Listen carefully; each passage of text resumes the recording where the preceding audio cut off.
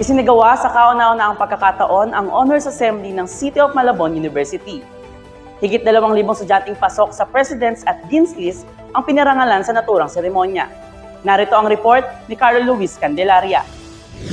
Napuno ng mga estudyante ng City of Malabon University ang Malabon Amphitheater para sa Honors Assembly na isinagawa ng CMU noong March 26. Kahit maalinsangan ng panahon, hindi ito alintana ng nasa 2,000 awardee na kabilang sa Presidents at Dean's Lister noong nakaraang semester. Present sa seremonya sina Malabon City Mayor Jeannie Sandoval, City Administrator Dr. Alexander Rosete, CMU President Dr. Glenn D.V. De Leon at iba pang opisyal ng CMU na personal na iniabot ang mga Certificate of Recognition sa mga estudyante.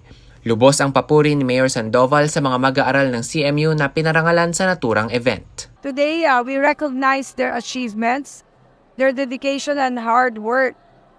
At sila ay mga Dean's Listers, mga honors, at nakikita natin ang kanilang pagpupunyagi at pagpupursige para makamtan ang kanilang pangarap through education. Congratulations po sa mga tumanggap ng parangal today. We encourage you to strive harder, achieve more, at nandito na kami para tulungan kayo ma-achieve ang inyong mga pangarap. Ayon kay Professor Frances Medlin Martesio, Program Chair ng Bachelor of Science in Criminology at siyang organizer ng seremonya, naging maayos at matagumpay sa kabuuan ang okasyon na unang beses na isinagawa sa CMU.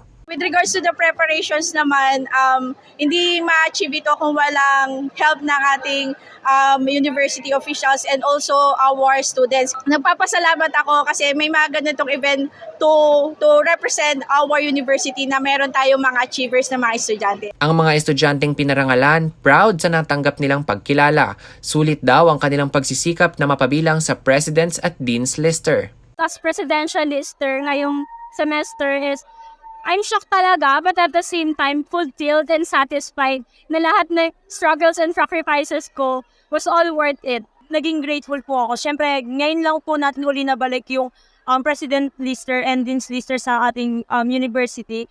And nakakatuwa na na-acknowledge natin yung effort and sacrifices ng mga bawat estudyante.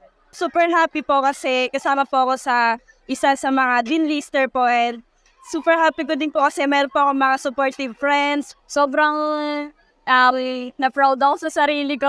Hindi ko talaga in-expect na masasama ako sa Dean's Lister. Kaya, ayun, ang sarap sa feeling. Suot pa namin yung ROTC uniform na pumanig kami dyan. Kumbaga, ibig sabihin nun, hindi lahat ng ROTC, puro katawan lang, lahat kami matatalino.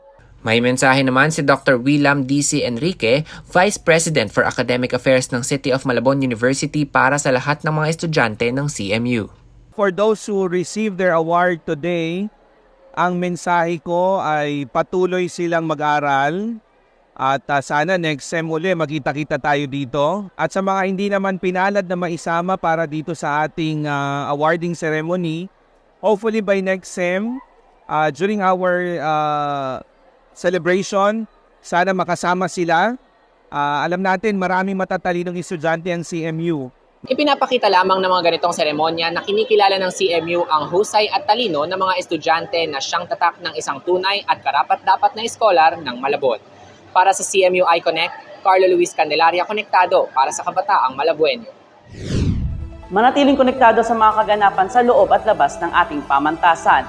I-like at i-follow ang ating Facebook page at mag-subscribe na sa ating YouTube channel na CMU iConnect. Ako si Nico Simon Fernandez, konektado para sa kabataang Malabuenyo.